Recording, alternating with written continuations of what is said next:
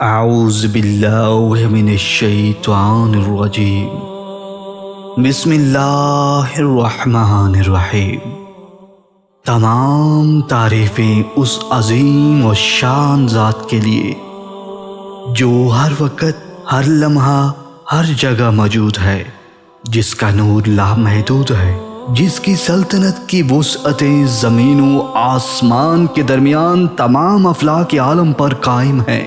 بے شک کوئی بھی لائق کی بندگی نہیں سوائے عظمتوں والے حقیقی بادشاہ کے، اور درود و سلام ان پر کہ جو خاص اللہ کے نور سے خلق ہوئے اور ہم حقیروں کو معرفت الہی سے آشنا کیا، ورنہ گپ اندھیرے اور وحشت ناک تاریکیاں ہمارا مقدر ہوتی اور پچھلی قوموں کی طرح ہم بھی دردناک عذاب کے مستحق ٹھہرتے اور ایک جانور نما زندگی بے شعورگی کے عالم میں بسر کر رہے ہوتے۔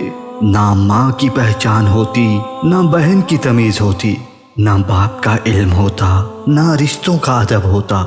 بے شمار درود و سلام ہوں آپ پر اے ہمارے محسنوں، کروڑوں درود و سلام ہوں آپ پر اے بنو ہاشم والو، سلام ہوں آپ پر اے سردار انبیاء، سید المرسلین، خاتم النبی، اشرف الانبیاء، مجتبی مصطفیٰ۔ سلام ہوں آپ کی آل پر اور ان کی بے پناہ قربانیوں پر۔ اللہم صلی علی محمد وآل محمد۔ السلام علیکم پیارے دوستو، میرا نام ہے زاہد عباس اور آپ دیکھ رہے ہیں پاک سٹوری لائن۔ آج کا موضوع بہت ہی سبق آموز واقعے پر مشتمل ہے جو کہ کتاب انسان کامل سے لیا گیا ہے۔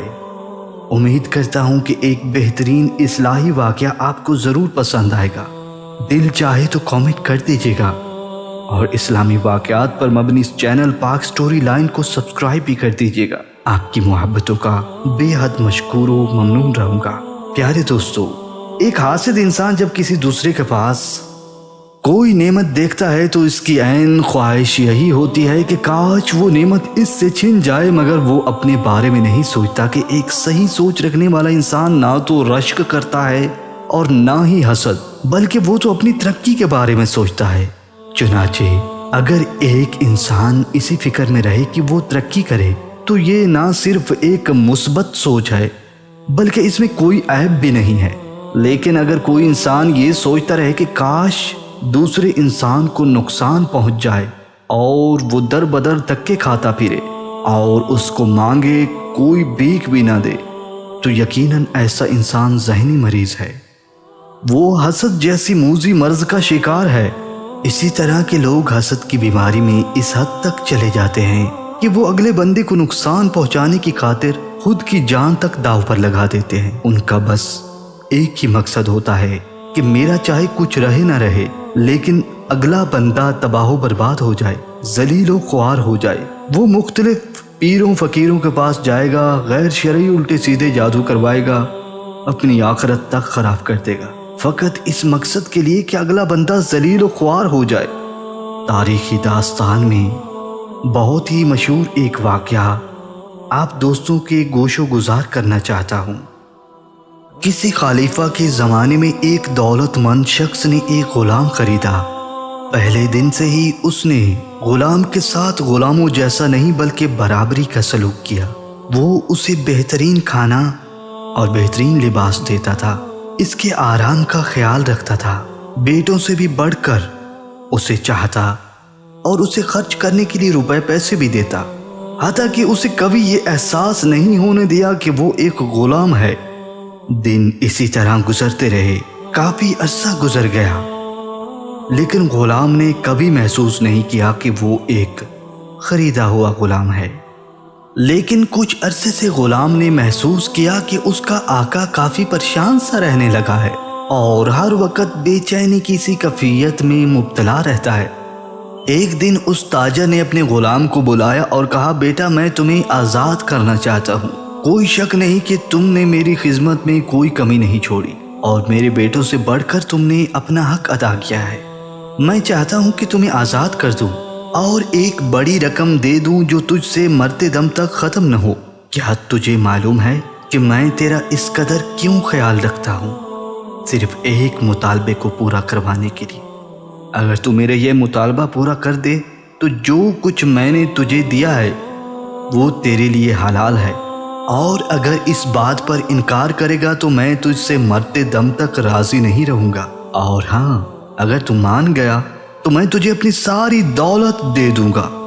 غلام جو کہ حیرت و پریشانی کی حالت میں مالک کی طرف دیکھ رہا تھا فوراً بولا، جی میرے آقا حکم کریں، میری جان بھی حاضر ہے آپ کے لیے، بس آپ بنا دیری کیے اپنا حکم سنائیں۔ آپ میرے سرپرست ہیں اور آپ نے مجھے خوشگوار زندگی سے نوازا ہے، اس لیے آپ کے حکم کی تعمیل و اطاعت میرے لیے فرض نماز جیسا ہے۔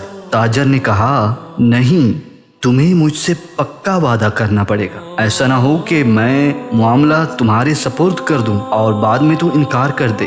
غلام نے کہا، نہیں، آپ جو بھی کہیں گے میں ماننے کے لیے تیار ہوں۔